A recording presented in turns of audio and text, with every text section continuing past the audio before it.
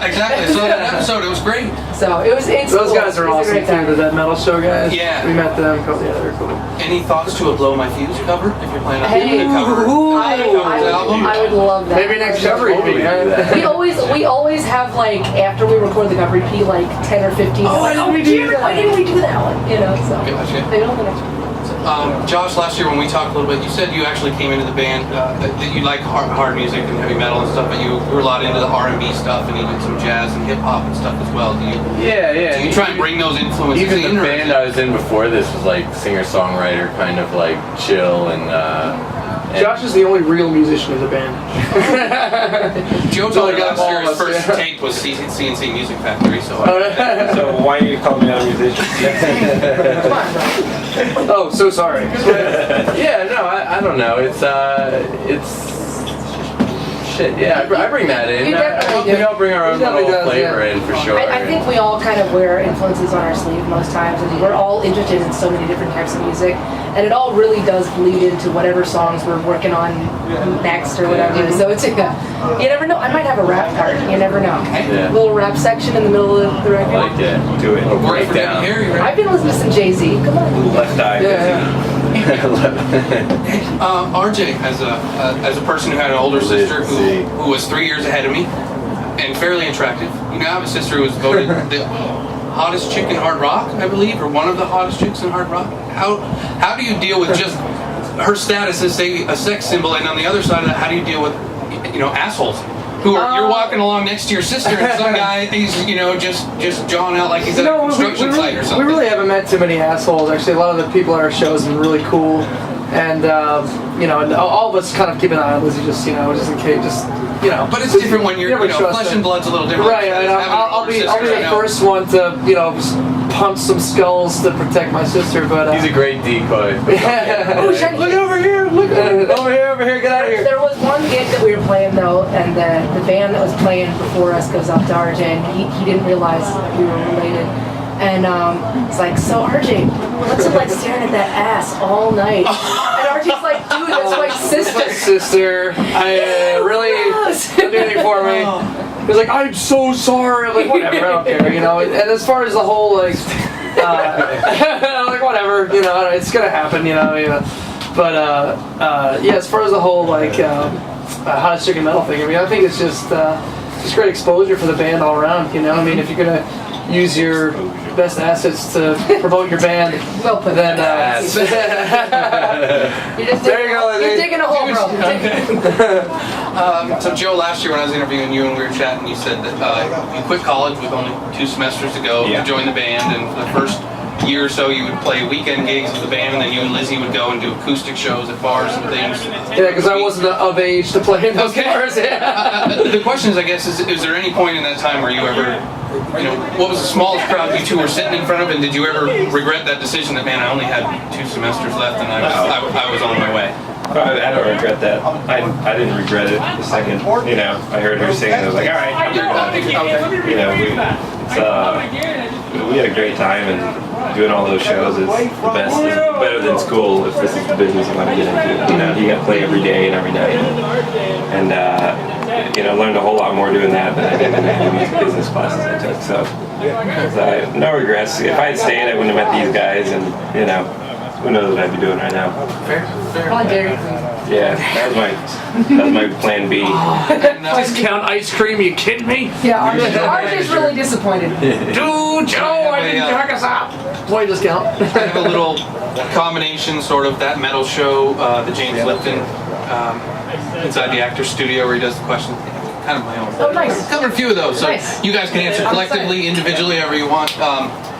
First album or single ever purchased, that you got as a kid that or even the one that first really resonated with you, even if it was something. For me, first single, I got a single cassette tape, and it was Damn Yankees High Enough from a Styx was here last year and put on the best show at the fair. Yeah, it was very cool, but it was one of those things where it was at like a secondhand music shop that was down the street. That was pretty much where I got all my stuff as a kid. Ended up hearing it. My parents were big into that stuff, and always on the classic rock station in the car. This song, I couldn't get out of my head. I'm gonna get this song. So yeah. That was 1996, something like that. So. Anyway, go ahead. My first tape was U2, Octron Baby. That's a good one. I don't remember. It's probably A long time ago. Might have been Disturbed, Down with the Sickness, I think. The first one you I bought. love that record, yeah. You did buy that. I know the first tape I got was CNC Music Factory. The first CD I ever got was That makes him a real musician. yeah, was the Jurassic Park soundtrack.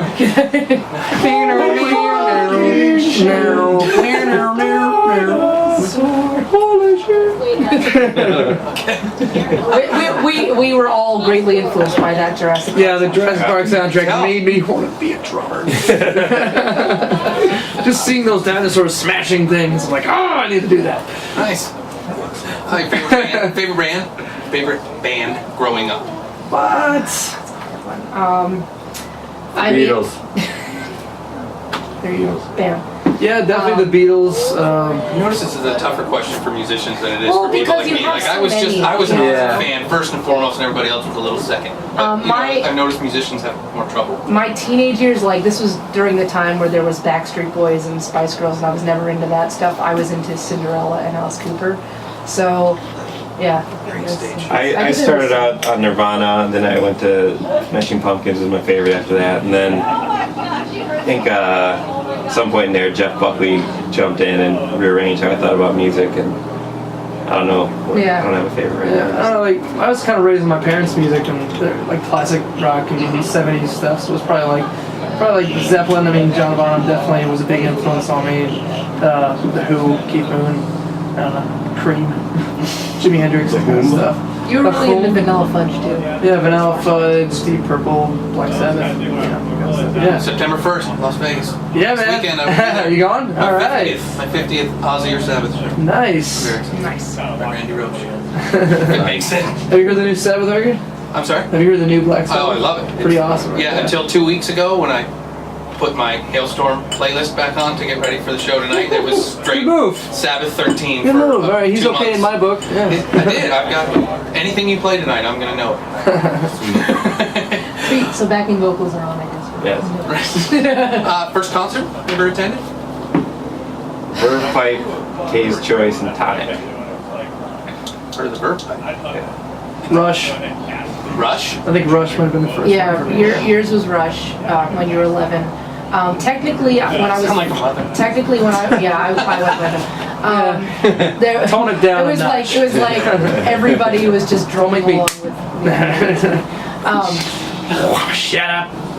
Technically, my first, according to my dad, was when I was 4. Cheap Trick played a fair somewhere. The first concert I ever bought tickets to and went to was Tool. Cheap dude.